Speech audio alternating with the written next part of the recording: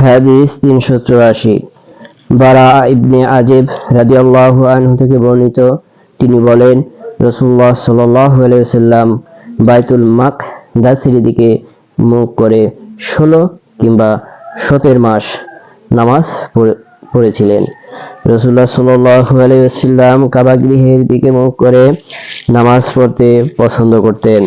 কাজী মহামহিম আল্লাহ অবতীর্ণ করলেন, অর্থাৎ আমি আপনার মুখাবয়ব বারবার আকাশের দিকে উঠাতে দেখেছি। তিনি নতুন কিবলার দিকে মুখ ফিরিয়ে নিলেন। আর নির্বোধ লোকেরা অর্থাৎ ইয়াহুদ সম্প্রদায় বলতে লাগলো, কে তাদের মুখ পূর্ববর্তী কিবলা হতে ফিরিয়ে দিল? আল্লাহ বলেন, হে মুহাম্মদ, আপনি বলে দিন, পূর্ব ও পশ্চিম একমাত্র আল্লাহর। তিনি যাকে ইচ্ছা সরল সোজা পথে পরিচালিত করেন।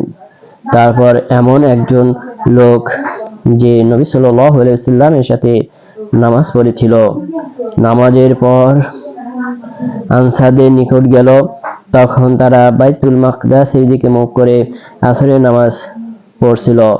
সে গিয়ে বলল, আমি সাক্ষ্য দিচ্ছি, আমি নবী সাল্লাল্লাহু আলাইহি ওয়াসাল্লামের সাথে নামাজ পড়েছি এবং তিনি কাবার দিকে মুখ করে নামাজ পড়িয়েছেন। এ কথা শুনে সবাই কাবার দিকে মুখ ফিরিয়ে নিল। হাদিস 385। জাবির ইবনে আব্দুল্লাহ রাদিয়াল্লাহু আনহু থেকে বর্ণিত, তিনি বলেন, নবী সাল্লাল্লাহু আলাইহি ওয়াসাল্লাম তার বাহনে চড়ে তার বাহনে চড়ে নামাজ নফল পড়তেন, যেদিকেই তার মুখ থাকতো না কেন।